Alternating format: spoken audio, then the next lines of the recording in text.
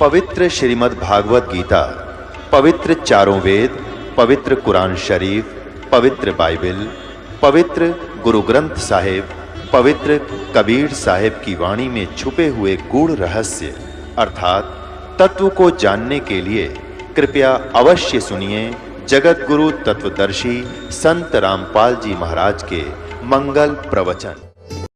जो अच्छी आत्माएं हैं वो देवताओं की पूजा करते हैं, लेकिन है वो शास्त्र विरुद्ध। अब फिर आते हैं पवित्र गीता जी अध्याय नंबर 7 के श्लोक 15 से आगे चलते हैं। अब ऐसे इस पवित्र सदग्रंथ का एक तत्व, एक सार निकलेगा और इस सार के बाद हम अपनी भक्ति को सुचारू कर पाएंगे। अब इसमें क्या कहा कि अर्जुन, मेरी पूजा भी यानी ब्रह्म साधना भी 4 प्रकार के करते हैं। अन्य देवताओं की पूजा, तीनों गुणों की पूजा, ये तो व्यर्थ है ही है, ये तो क्लियर कंसेप्ट हो गया, ये तो करनी नहीं। और कहते जो ब्रह्म साधना करते हैं, जो देवी बता रही है और ये काल भी कह रहा है, वो 4 प्रकार के करते हैं। एक अर्थार्थी, एक आरत, जिज्ञासु और ज्ञानी। अर्थार्थी वो होते हैं जो धन लाभ के लिए वेदों के ही श्लोकों मंत्रों से धार्मिक अनुष्ठान हवन यज्ञ आदि करते हैं। वो कोई और किसी शास्त्र के मंत्र जंत्र का सहयोग नहीं करते। ओम जय जगदीश रे, स्वामी जय जगदीश रे, जय गणेश देवा, इस तरह की आरतियां नहीं करते। वो केवल वेदों के मंत्रों से अनुष्ठान करते हैं। जैसे ये गायत्री मंत्र बना रखा है, नवम भूर्भुवः स्वः, वैसे इस मंत्र के साथ ओम शब्द नहीं लगना चाहिए। ये गलत है बिल्कुल, क्योंकि ये यजुर्वेद अध्याय नंबर 36 का मंत्र 3 है और उसमें ओम शब्द नहीं लगा हुआ है और उसमें पूर्ण परमात्मा की महिमा गाई गई है। वो केवल एक महिमा बताई गई है, उसके पाठ से बार बार जाप करने से केवल ज्ञान यज्ञ का फल मिलता है। और यज्ञ का फल ऐसा समझो जैसे रोगी को ग्लूकोज हो। ग्लूकोज अपना लाभ करती है, लेकिन ट्रीटमेंट जो रोग काटने की दवाई वो न्यारी होती है, भिन्न है। वो ये मंत्र है जो दास आपको बताएगा। तो यहां प्रसंग चल रहा है कि ये क्या बताया है कि अर्थार्थी जो धन लाभ के लिए वेदों के मंत्रों से ही अपने धार्मिक अनुष्ठान करते हैं। आरत संकट निवारण करने के लिए भी वेदों के मंत्रों से ही वो अपना जंतर मंत्र यानी कोई अनुष्ठान करते हैं।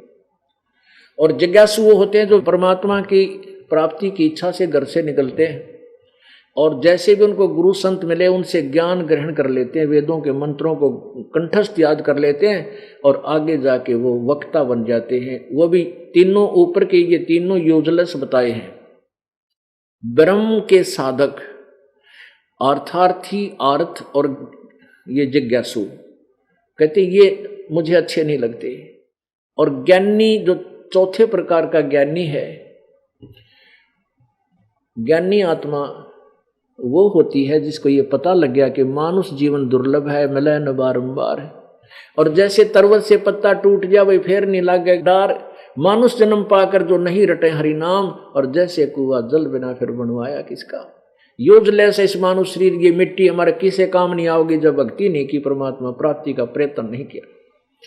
तो फिर इन्होंने सोचा कि भगवान की भक्ति करनी है, मनुष्य जीवन मिला, वेदों को पढ़ा, उसमें लिखा केवल एक परमात्मा की भक्ति करो, अन्य किसी की नहीं, ओनली वन। उस एक परमात्मा को जानो जो सर्व सृष्टि रचनहार है, वो पाप नाशक है, सबका दुख निवारण करने वाला है, वो पूर्ण परमात्मा है। उसी की भक्ति से जन्म मृत्यु का रोग समाप्त होगा। अब उन ज्ञानी आत्माओं ने ब्रह्मा विष्णु महेश और अन्य देवताओं की पूजा की चाह नहीं रही। उन्होंने वेदों को पढ़ा, जैसा भी जिससे सुना। जैसे दुर्गा कह रही है, गुणगान तो कर रही है परम अक्षर ब्रह्म के, और उसको कभी अक्षर ब्रह्म बोल रही है और फिर कहती है ब्रह्म की साधना कर। उस परम अक्षर ब्रह्म का मंत्र बता रही है, ओम जाप, ओम मंत्र, ओम एक अक्षर, और कहती है वो ब्रह्मलोक में रहता है। है अब पुण्यात्माओं, यहां बिगड़ रही है सारी बात। भक्तों की कमी रही नहीं, जिन्होंने कई कई हजारों वर्षों तक अपना शरीर भी झोंक दिया भगवान के लिए, तपस्याएं की, कांटे हो गए सूख कर, दीमक चढ़ गई शरीर के ऊपर, बम्बई बन गए, लेकिन परमात्मा नहीं मिला। क्यों नहीं मिला? क्योंकि उनको तत्वदर्शी संत नहीं मिला। जो गीता जी अध्याय नंबर 4 के श्लोक नंबर 34 में कहा कि अर्जुन, जो चौथे अध्याय के 32वें श्लोक में जिस परमेश्वर की अमर वाणी यानी तत्व ज्ञान के विषय में कहा है, जिसमें विस्तार से सब अनुष्ठान के यज्ञों के विषय में जानकारी है, वो किसी तत्वदर्शी संत के पास जाकर समझ उन तत्वदर्शी संतों को दंडवत प्रणाम कर, विनम्र होकर उनसे प्रश्न कर, वो परमात्म तत्व को जानने वाले, तत्व ज्ञान को जानने वाले वो तत्वदर्शी संत तुझे उस परमेश्वर की के बारे में जानकारी देंगे, फिर वो साधना कर। यही प्रमाण यजुर्वेद अध्याय नंबर 40 के श्लोक नंबर 10 से लेकर 13 में स्पष्ट किया है कि कोई परमात्मा को जन्म लेने वाला, कोई ना जन्म लेने वाला, कोई साकार, कोई निराकार बताता है। इसका यथार्थ ज्ञान तो तत्वदर्शी संत ही बताते हैं, उनसे सुनो। इससे सिद्ध है कि पवित्र चारों वेदों और पवित्र श्रीमद् भगवद गीता का ज्ञान इनकम्प्लीट है, गलत नहीं है, अधूरा है, ब्रह्म तक की साधना का ज्ञान है।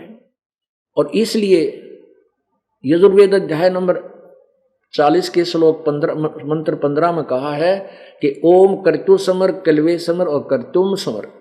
ओम नाम का जाप काम करते करते सुमन करो, विशेष कसक के साथ सुमन करो और अपना मूल कर्तव्य जानकर सुमन करो। तो उन ज्ञानी आत्माओं को जैसा भी अपने आप निष्कर्ष निकाला कि ओम नाम का जाप लिखा है यजुर्वेद में, यजुर्वेद से मंत्र तो ले लिया ओम, और वो मान लिया पूर्ण परमात्मा का, उस एक सर्वशक्तिमान एक भगवान का, एकम एक, जो और परमात्मा नहीं है उसके तुल्य, वो मान लिया उसका, और ओम नाम का जाप करने लगे। और फिर ये हठ योग कहाँ से ले लिया? ये घोर तप करना, ये किसी शास्त्र में नहीं है। जो घोर तप को तपते हैं वो शास्त्र में साधना है, वो नरक के भागी है। ये तप कहाँ से लिया इन ऋषियों ने?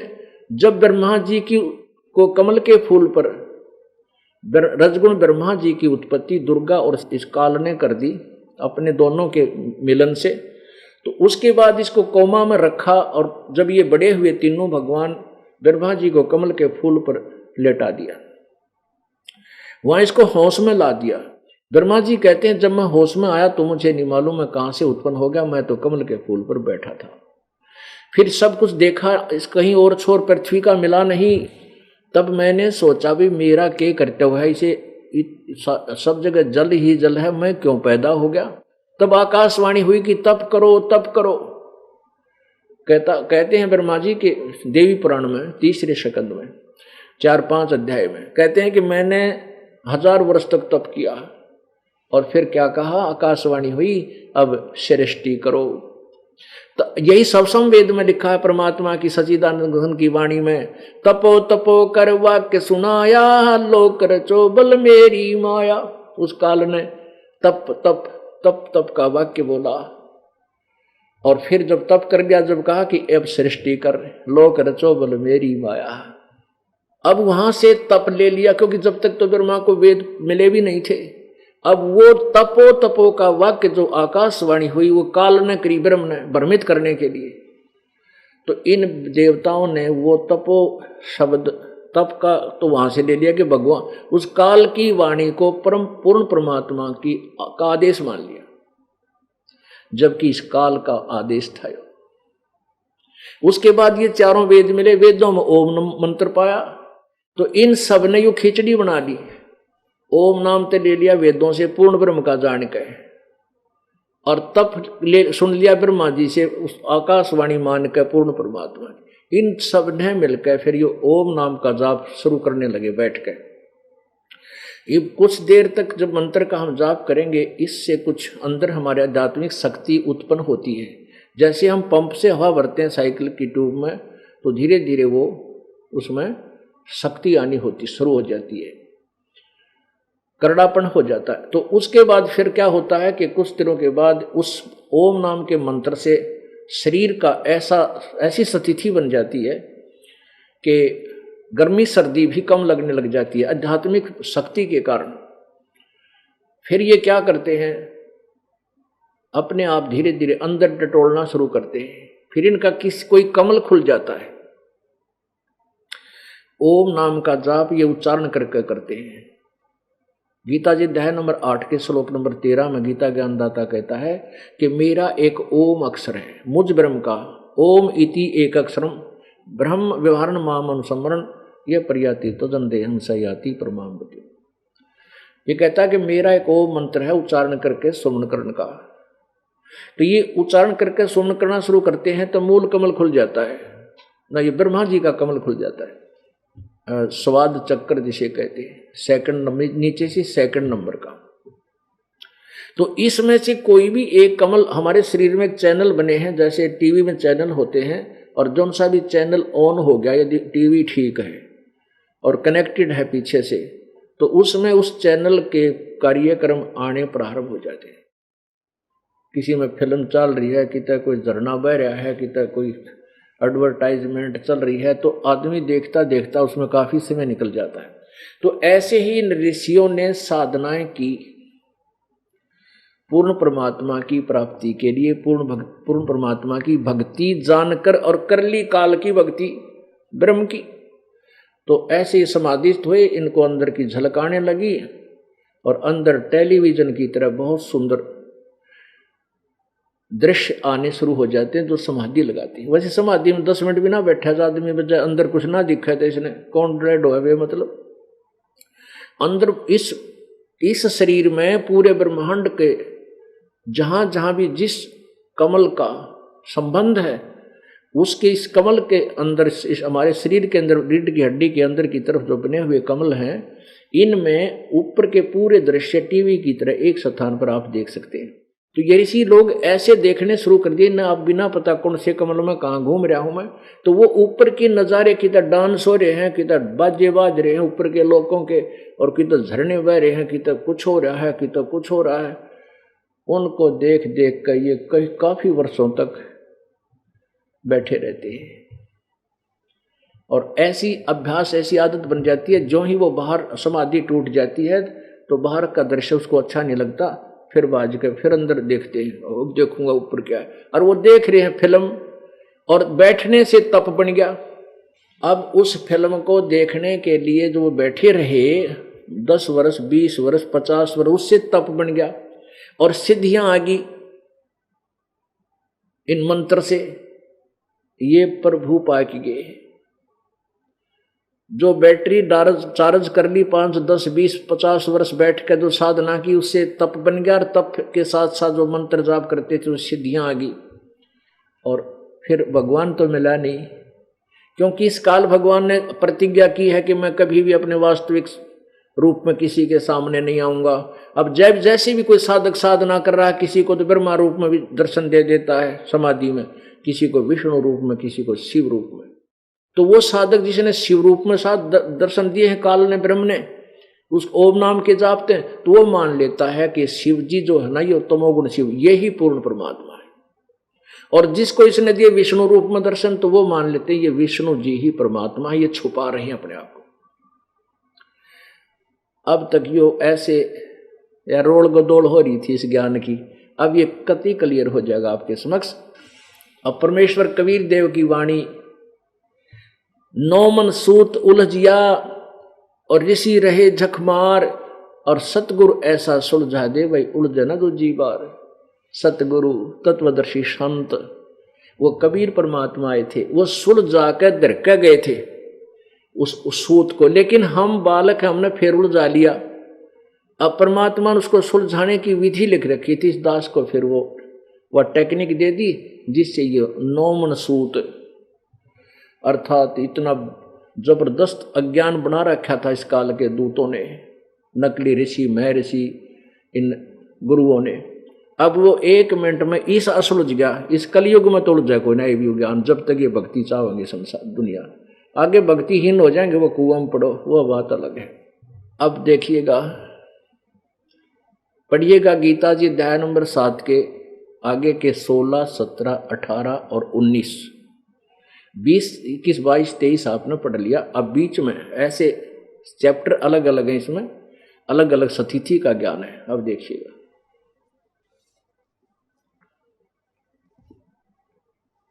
ये जयदयाल गोविंदका द्वारा अनुवादित है।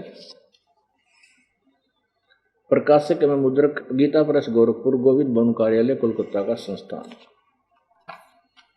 अध्याय नंबर 7 का और श्लोक नंबर ये देखिएगा 16। हे भारतवंशियों में श्रेष्ठ अर्जुन, उत्तम कर्म करने वाले यानी अच्छी साधना, जो जहाँ से सही साधना शुरू होती है, शास्त्रानुकूल साधना शुरू होती है, उसमें करने वाले अर्थार्थी, आरत, जिज्ञासु और ज्ञानी, ऐसे 4 प्रकार के भक्तजन मुझको यानी ब्रह्म की साधना करते हैं, मुझको भजते हैं। ब्रह्मा विष्णु महेश की पूजा वो नहीं करते।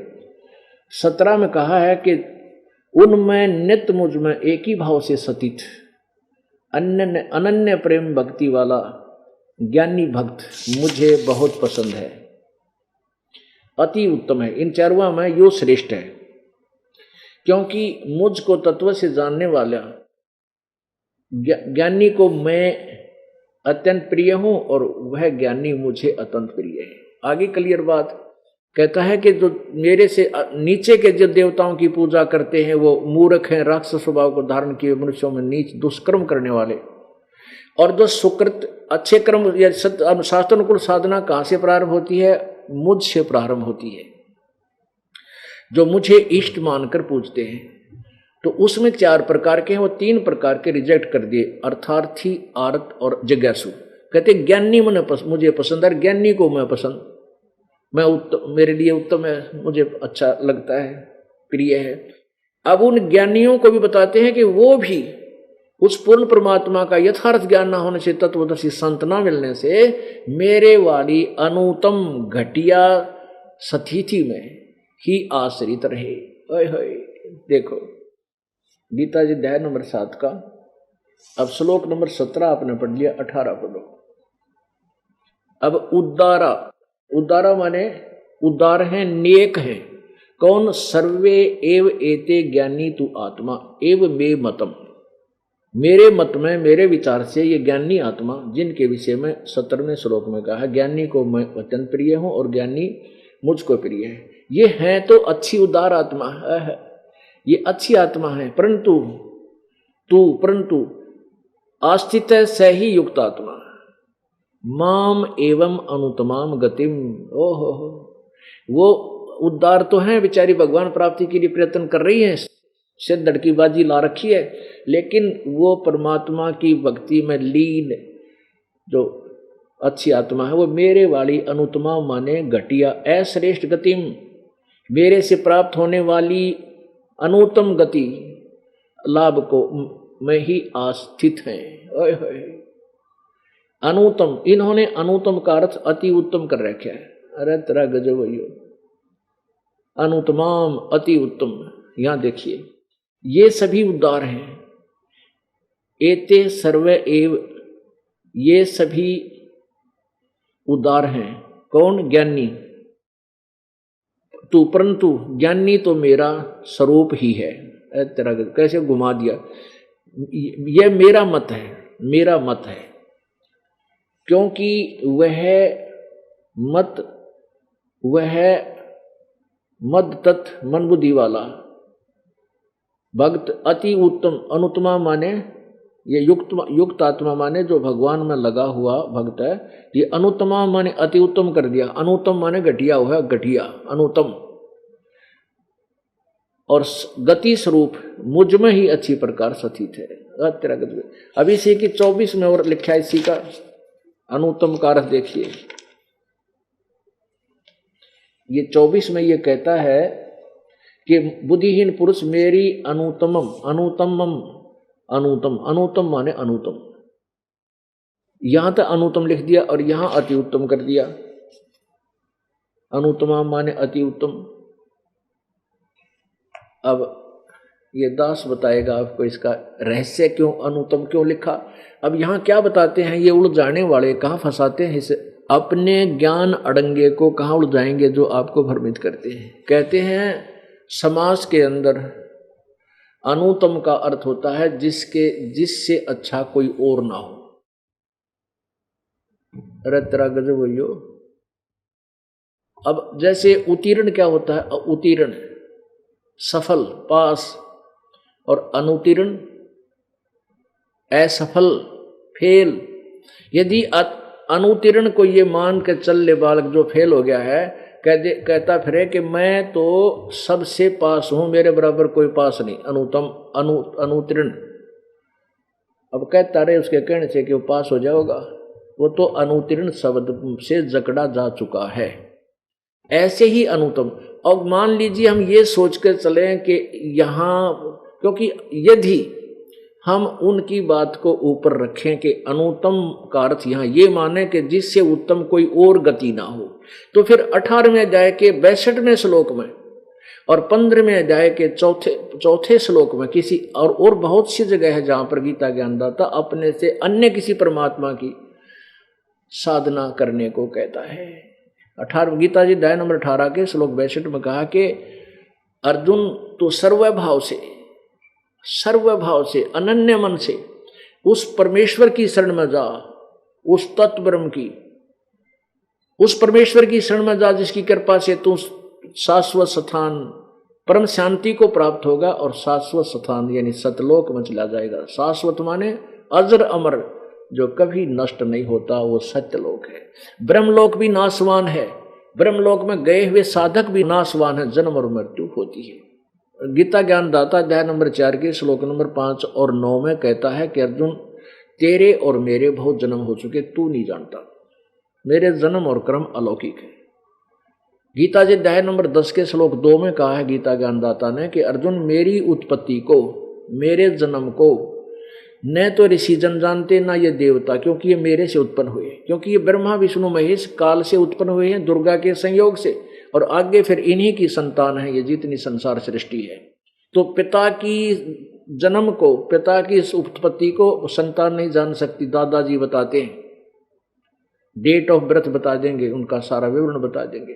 तो पूर्ण परमात्मा कबीर देव जो हम सबका पिता है, परम पिता है, उन्होंने आकर के ये सारी हिस्ट्री बता रखी है पहले अपनी उस सच्चिदानंद घन की वाणी में, अपने कबीर वाणी में वो पहले लिख रखी भगवान ने, जो आज सब सदगण समर्थन दे रहे हैं उसको। तो पुण्यात्माओं, यदि हम यहाँ ये मानकर चले, इससे सिद्ध है कि गीता ज्ञान दाता का भी जन्म मृत्यु होती है, और जब तक जन्म मृत्यु है जीव सुखी नहीं होता। और ये खुद कहता है कोई और परमात्मा है, उसकी साधना करने से फिर उसका ज्ञान हो जाएगा, तो फिर वो जन्म मृत्यु से ही छूटने का प्रयत्न करता। अब आइए फिर एक बार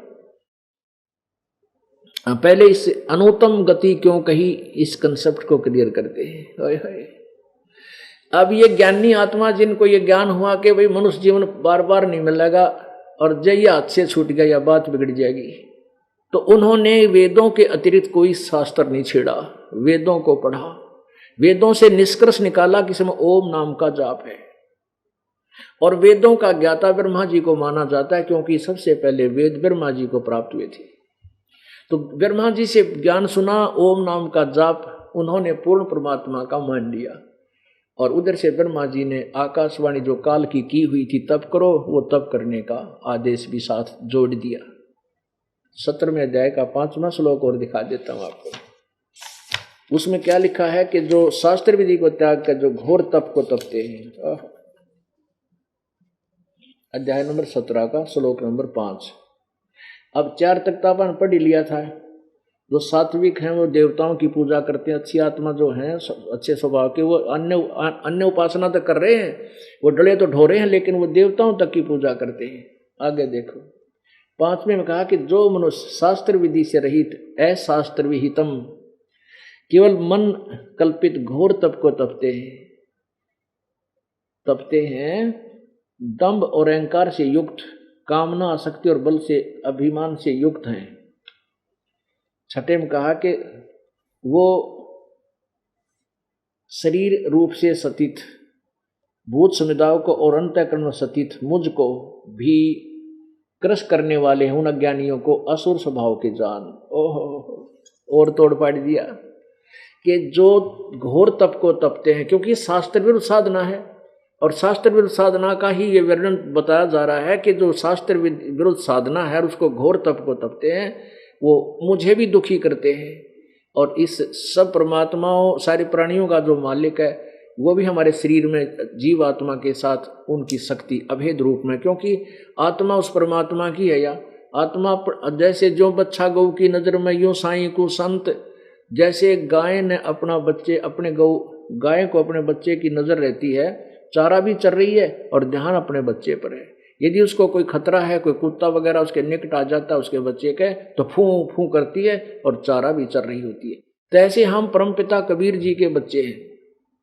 हमारे हम जब आत्मा जो है हमारे अंतःकरण हृदय में रहती है, तो इसके ऊपर जब हम घोर तप को तपते हैं, ये काल करवावे सारे उल्टे काम, शरीर को तंग करवाता है ताकि जीव को दुख हो, तो घोर तप को तपते हैं तो आत्मा को पीड़ा होती है, तो परमात्मा भी दुखी होता है कि देख कितना कष्ट दे रखा है मेरी प्यारी आत्मा को। तो इसमें लिखा है कि वो जो मैं भी दुखी होता हूँ, गीता ज्ञानदाता कहता है, और वो पूर्ण परमात्मा भी सबका मालिक भी वो दुखी होता है जो इस घोर तप को तो तपते हैं। वो दुष्ट आत्मा समझ लेना, वो राक्षस स्वभाव को धारण किए। अब फिर आइए उसी कंसेप्ट पे, उसी विषय पर आते हैं कि जैसे ये ज्ञानी आत्मा है तो उद्धार अच्छी आत्मा है, भगवान के लिए शीश रख दिया, लेकिन way of worship according to the shastra नहीं थी।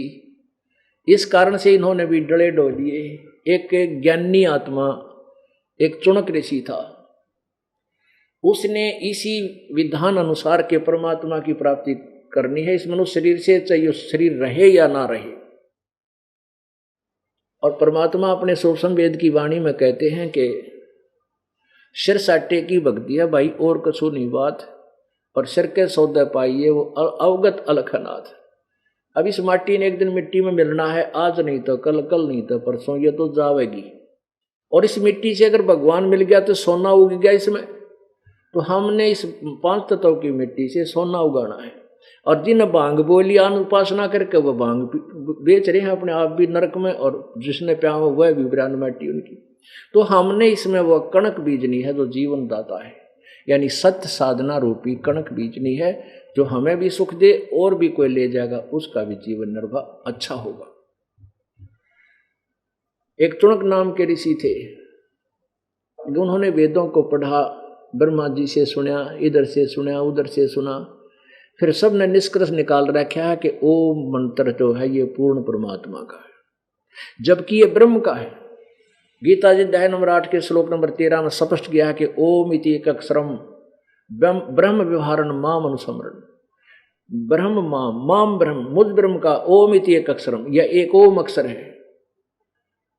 इसका उच्चारण करके सिमरण करता हुआ जो अंतिम समय यह प्रियाति तजन देहम सयाति परमाम गति।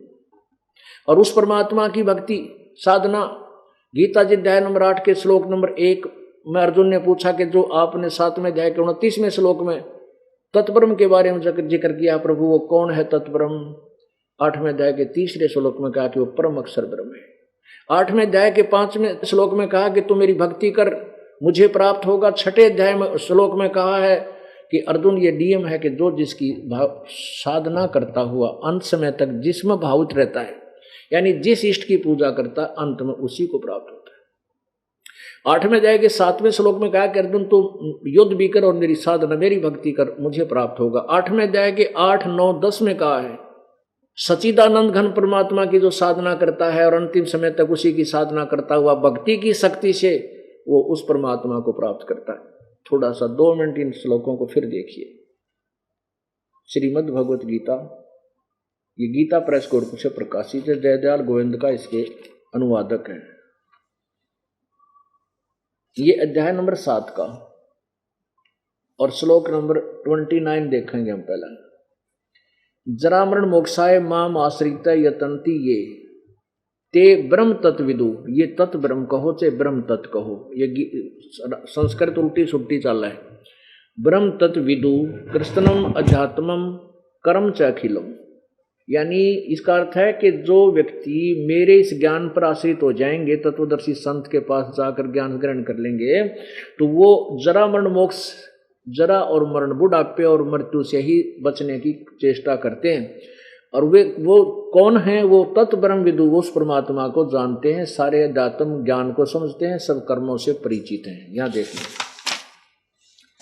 जो मेरे शरण होकर जरा मरण से छूटने के लिए यत्न करते हैं वे पुरुष तत्ब्रह्म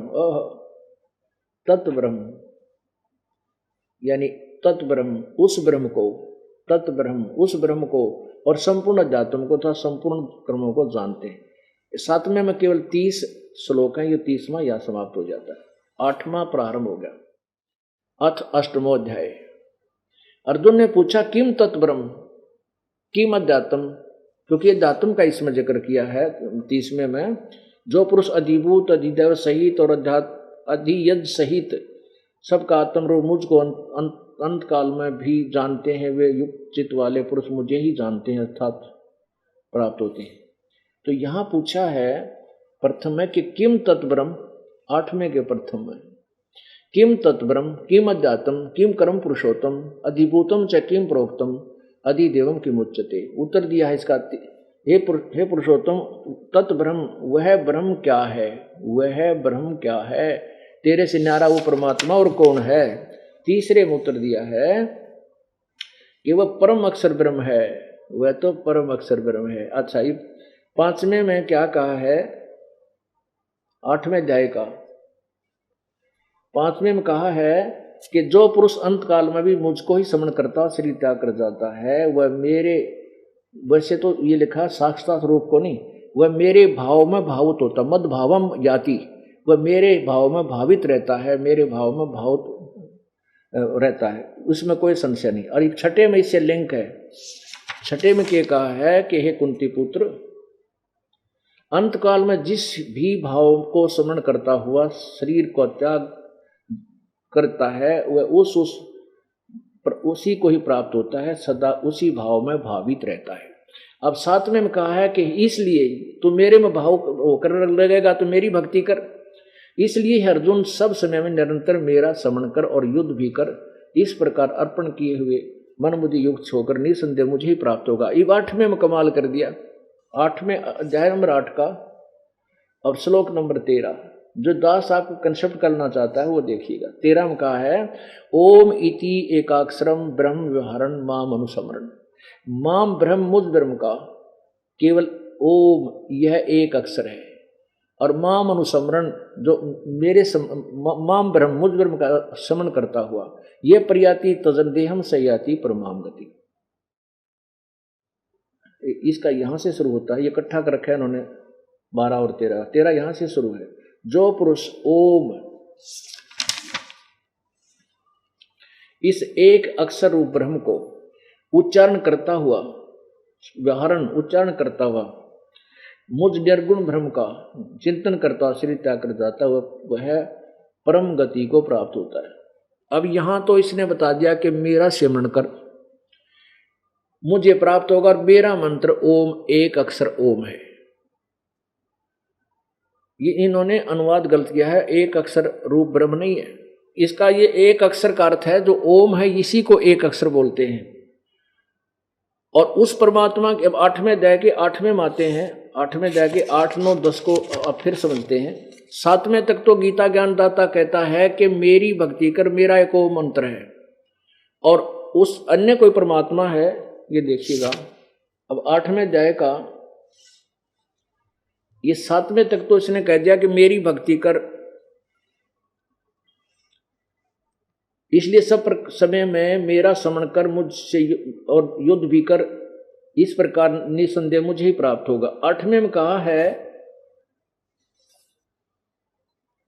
हे पार्थ, यह नियम है कि परमेश्वर के अध्ययन अभ्यास यानी कोई और परमात्मा है। हे पार्थ यह नियम है कि परमेश्वर के ध्यान के अभ्यास रूप योग से युक्त दूसरी ओर न जाने वाले चित्त से निरंतर चिंतन करता हुआ परम प्रकाश परम दिव्य पुरुष परमेश्वर, परम दिव्य पुरुष परमेश्वर, ये प्रकाश रूप तो ये अपने क्योंकि न जितना ज्ञान हुआ थोड़ी गे लड़ा रखी है।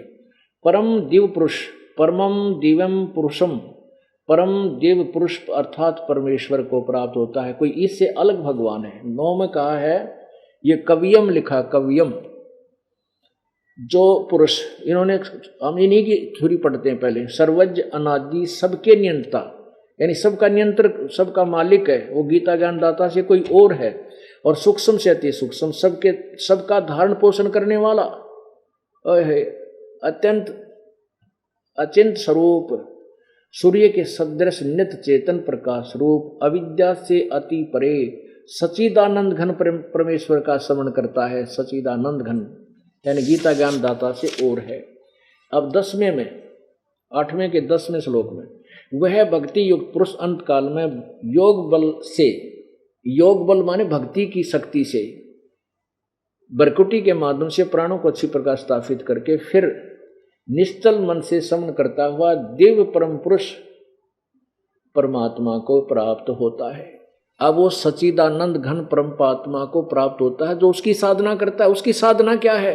17 में जाएंगे 23वें श्लोक में, ये देखिएगा, अध्याय नंबर 17 और श्लोक नंबर 23 में गीता ज्ञान दाता कहता है, ओम तत्सत इति निर्देश है ब्रह्मण त्रिविधि समर्थ है ब्राह्मणा तेन वेदा च यगा च विहिता पुरा।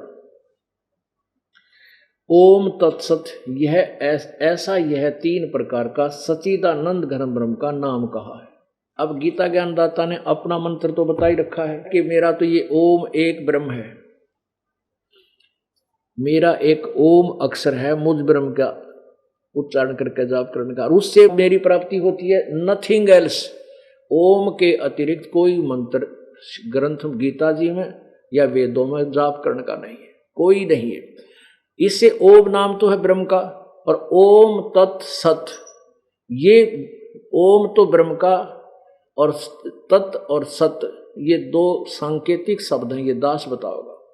ओम और तत् शब्द मिलकर ये सतनाम बन जाता 2 अक्षर का, और तीसरा जो सत्य है वो, और तीसरा बाद में दिया जाता वो सार नाम है। इन तीनों मंत्रों से ओम तत्सत से ओम तत्सत नाम जो है पूर्ण परमात्मा का है। अब कहते हैं उसकी भक्ति करता है तो उसके पास जाता है, उस भक्ति की शक्ति से, उस मंत्र के जाप की कमाई से, और मेरा जो ओम नाम का जाप करता है मेरे वाली गति को प्राप्त होता है। अब इस काल वाली गति, ब्रह्म वाली गति पर विवेचन करते हैं। अब हम फिर अपने उसी कंसेप्ट पर आते हैं, उसी विषय पर आते हैं कि 7वें अध्याय के 18वें श्लोक में गीता ज्ञानदाता कहता है कि ज्ञानी आत्मा जिनको पता लगा कि भगवान की भक्ति नहीं की इस मनुष्य शरीर से तो ये व्यर्थ है, और परमात्मा की भक्ति केवल एक भगवान की भक्ति करनी है जिससे सब ब्रह्मांडों की उत्पत्ति हुई है, जो सबका मालिक है, मोक्षदायक है, और किसी की भक्ति करने योग्य नहीं है। तो उन्होंने क्या किया कि ओम मंत्र का जाप वेदों से जैसा भी किसी से सुना या आप जाना, और तप करने का वो तप का ज्ञान जो है वो ब्रह्मा जी से वो खिचड़ी ज्ञान बना लिया। एक चुणक नाम के ऋषि थे, उन्होंने विचार किया कि मनुष्य जीवन बार बार नहीं मिलता। उन्होंने उसी आधार से, उस लोक वेद के आधार से इस ब्रह्म को संपूर्ण परमात्मा मान रखा था। लोक वेद होता है सुना सुनाया ज्ञान, दंत कथा, जो जनसाधारण की थ्योरी होती है उसको लोक वेद बोलते हैं, जो सदग्रंथों में वर्णित ना हो।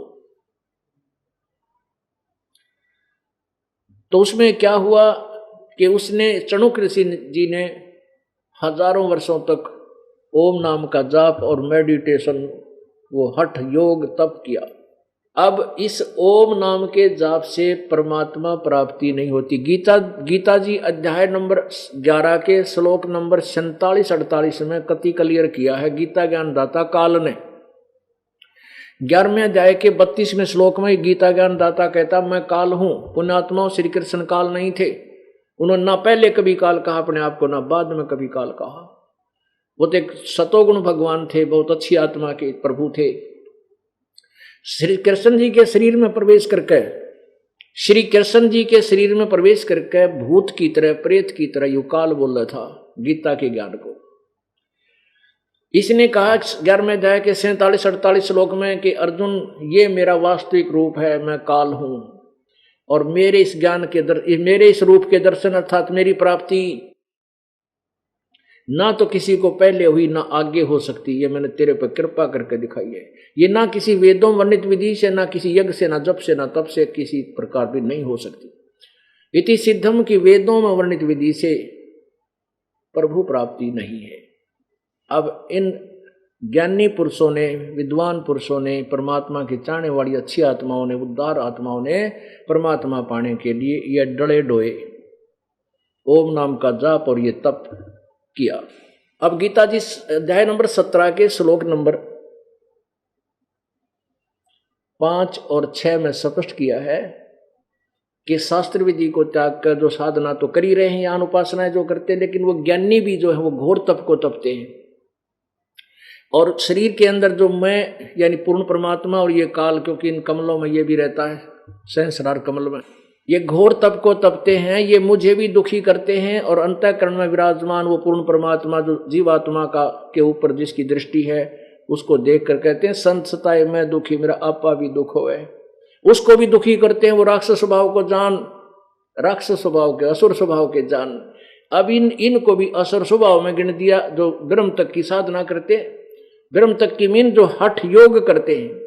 अब चुनक ऋषि थे, उन्होंने वेदों से तो ले लिया ओम मंत्र और हठ योग ले लिया ब्रह्मा जी की सुनी सुनाई आकाशवाणी इस काल की, वो तप किया और साथ में किया योग ओम तप, तो परमात्मा तो मिला नहीं।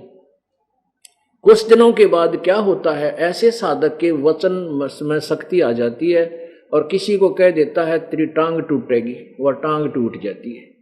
किसी को कहता है तेरा बच्चा मरेगा, क्योंकि उसको कुछ उसके अंदर से जितनी रेंज होती है उतनी दिव्य दृष्टि खुल जाती है।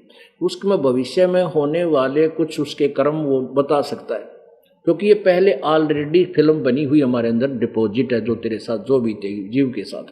तो लोग अन्य प्राणी उनको समझ लेते हैं, यो महात्मा के तो चाड़ा पड़ा है, तो भगवान ने पड़ा है, देखो भविष्य की बता दी। और किसी को बद्दुआ दे देता हुआ भी फल जाती है, क्योंकि उसने जो बैटरी चार्ज की थी अब उसने वो डिस्चार्ज करने पर ला दिया काल ने भ्रमित रखे हुए सब प्राणियों को। अब चुनक ऋषि जैसे ऐसे कई चमत्कार हो गए, तो और दूसरे साधक संत ऋषि और आसपास के ग्रामीण लोग उसको देवता मान के, भगवान मान के उसके गुणगान लगे हुए। चुनक जैसा सिद्ध पुरुष हमने नहीं देखा, चुनक ऋषि जैसा। अब चुनक ऋषि को अहंकार हो गया। गीता जी अध्याय नंबर 17 के श्लोक 5-6 में स्पष्ट लिखा कि वो अहंकार से युक्त हो जाते हैं वो लोग। अब उसमें अभिमान हो गया कि मैं तो मेरे जैसा कोई है नहीं, मेरे वचन में ये शक्ति, मैं ये कर दूं, मैं वो कर दूं। एक मानधाता चक्रवर्ती राजा था। चक्रवर्ती मीन पूरे पृथ्वी पर जिसका शासन हो, पूरी पृथ्वी के शासक को चक्रवर्ती राजा कहते हैं। और वो चक्रवर्ती राजा क्या करता है, कुछ समय के उपरांत 1 वर्ष में, 2 वर्ष में, 4 वर्ष में एक अपना घोड़ा छोड़ देता है, जिस पे वो स्वयं सवारी करता, जो राजा का घोड़ा होता स्पेशल। और उसके गले में एक पोस्टर चिपका दिया जाता है, पट्टी बांध के पट्टी लटका दी जाती है। उस पे लिखा होता है कि जिस नरेश ने, जिस छोटे राजा ने चक्रवर्ती राजा की अधीनता स्वीकार नहीं है, वो इस घोड़े को बांध ले और युद्ध के लिए तैयार हो जाए। और राजा के पास उसमें लिख दी जाती है 72 अक्षौणी सेना है, ऐसा लिखा हुआ। वो घोड़ा पूरी पृथ्वी पर घूम कर वापस आ गया, किसी की नहीं पकड़ा किसी ने, सबने चक्रवर्ती राजा मानदाता की पराधीनता स्वीकार कर ली। अब जो घोड़ा और सैनिक गए थे वहां से, कहां से, जहां चुनक ऋषि की कुटिया थी। राजा उस ऋषि ने जाते समय भी देखा उस लाबड़दे को, एक घोड़ा, हजारों सैनिक साथ में थे। वापस आए तब देखा तो ऋषि ने पूछा, भाई सैनिकों, ये घोड़ा बगैर सवारी किसी पर, इस पर कोई बैठा नहीं है, ये क्या कारण है?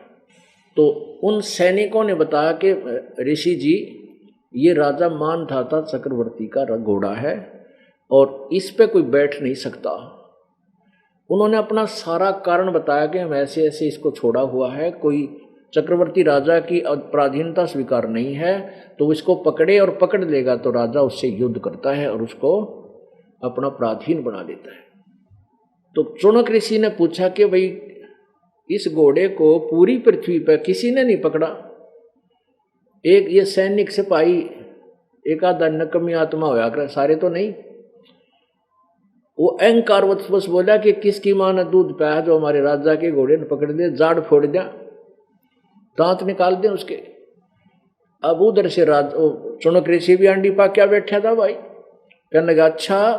अब चुनक ऋषि ने सोचा कि इस राजा और सैनिकों को अभिमान है, ला इनकी मरोड़ काट दूं। इस उद्देश्य से क्या इनकी जो ना ठीक सीधा कर दूं इस राजा को। चुनक ऋषि बोला भाई इस घोड़े को मैं पकड़ लूं और तुम्हारे राजा का युद्ध ओट लूं तो क्या हो। और सैनिक बोले फिर क्या हो, फिर तेरा जूत मारा पकड़ कर देख। वो बोला भाई मैंने इस राजा का घोड़ा पकड़ लिया और युद्ध ओट लिया, युद्ध स्वीकार कर लिया तुम्हारे राजा का। एक सैनिक बोला रे कंगाल, तेरा दाने तो खाना नहीं और युद्ध करेगा मानधाता चक्रवर्ती राजा के साथ। पढ़ ले इस पर क्या लिखा है, 72 सोनी सेना है हमारे राजा की। अब ऋषि बोला भाई यो काम भी मेरा है तुम्हारा नहीं, मैंने युद्ध ओट लिया और घोड़ा बांध दिया। वो तो बहाना ढूंढ रहे थे, उन्होंने घोड़ा बांध दिया ऋषि की उसी कुटिया के पेड़ का जिस पर चौखड़ी डाल रहा था। और जाकर राजा को कह दिया कि राजन आपका घोड़ा एक चुनक नाम के कंगाल ऋषि ने पकड़ दिया। राजन कल न कोई और पकड़ेगा, कल न किसी का और मुंह ऊपर न होगा, ये तो बात बिगड़ेगी। राजा बोला भाई ठीक है, उसने संवार दो। अब जाओ उसने गढ़ दो, फिर ले जाओ सेना।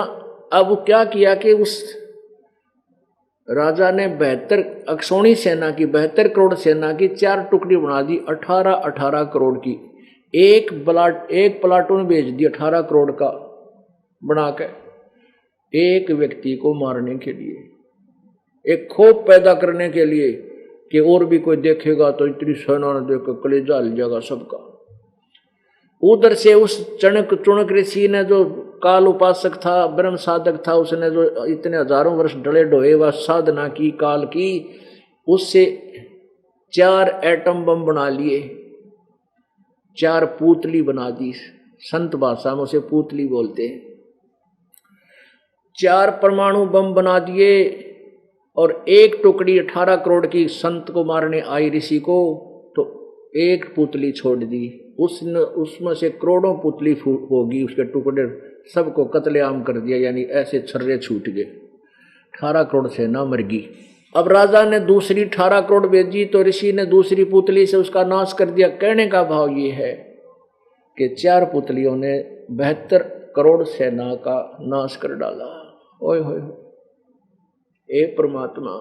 यहाँ सवसम वेद जो गीता जी अध्याय नंबर 4 के श्लोक 32 में जिसके विषय में कहा कि उसके अंदर विशेष विस्तृत विज्ञान है, वो साधना करने की है, कुछ नहीं, कुछ ठीक, कौन सी ठीक है कौन सी ठीक नहीं है, ये विस्तृत ज्ञान उस तत्व ज्ञान में है। उसमें क्या बताया है,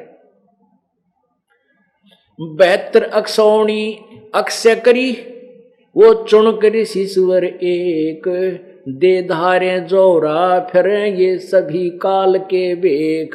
ओहो के 72 अक्षौणी सेना अक्षय करी, ओहो 72 अक्षौणी सेना का नाश कर दिया। चुनक ऋषिश्वर एक, ऋषिश्वर ऋषियों में श्रेष्ठ से भी श्रेष्ठ ऋषि के ये काम है जो काल उपासक है। अरे तेरा गजब हुई।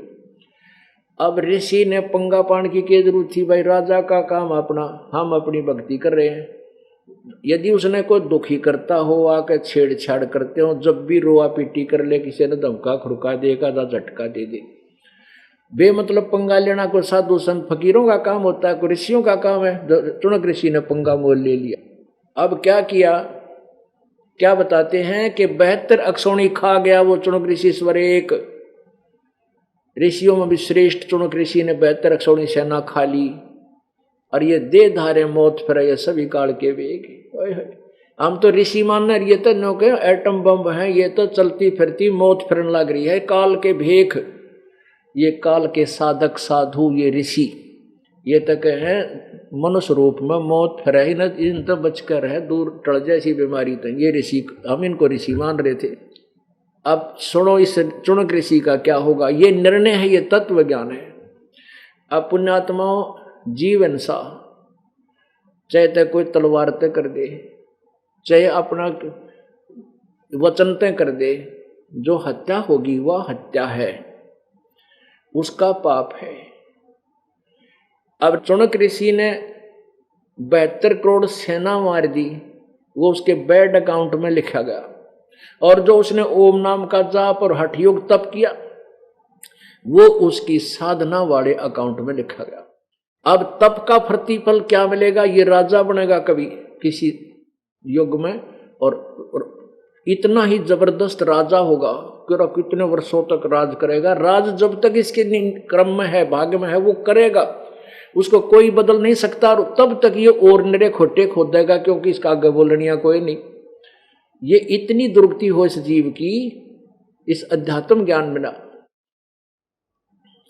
और फिर जो ओम नाम का जाप किया, इससे ये ब्रह्मलोक में जाएगा, इसकी कमाई था। ब्रह्मलोक में रह करके फिर ये पृथ्वी पर फिर आवेगा, फिर ये कुत्ता बनेगा, और कुत्ता बनकर इसके सिर में कीड़े पड़ेंगे। जो 72 करोड़ सेना मारी थी वो अपना बदला देगा, और फिर वो 72 करोड़ सेना जो इसने मारी थी वो चुन चुन कर अपना बदला लेंगे। इसलिए लिखा 7वें अध्याय के 18वें श्लोक में कि मेरी साधना भी अनुतमाम अति श्रेष्ठ है, और ये ज्ञानी आत्मा है तो उदार, लेकिन मेरे वाली उस घटिया साधना में आश्रित रहे। क्योंकि अब 7वें अध्याय के 19वें श्लोक में स्पष्ट किया है, कहते बहुनाम जन्मानाम अंते ज्ञानवान माम प्रपद्यते, और वासुदेव सर्वमिति स महात्मा सो दुर्लभ है। बहुत ही जन्मों के अंत के जन्म में कोई ज्ञानी आत्मा ब्रह्म तक की साधना तक बुद्धि जाती है और उसकी याद रुकती होती है, लेकिन वासुदेव सर्वमिति स महात्मा सो दुर्लभ है। ओए होए, ये बताने वाला कि ना ब्रह्म पूजा के योग्य है, ना ब्रह्मा विष्णु महेश की पूजा से पूर्ण लाभ है, ना परब्रह्म पूजा से लाभ है। केवल उस वासुदेव का अर्थ है सर्वगतम ब्रह्म, जो सर्वव्यापक है, सबका मालिक है, जो कुल मालिक है, जो अनंत कोट ब्रह्मांड का स्वामी है। वही सर्वम, वही सब कुछ है, वही पूजा के योग्य है, वही पापनाशक है, वही मोक्षदायक है। ये बताने वाला संत तो तुम्हें मुश्किल से मिलेगा। तो पुण्यात्माओं, वो ये दास आपके पास परमात्मा ने भेज दिया, अब इसका लाभ उठाओ और कल्याण कराओ। बोलो सतगुरुदेव।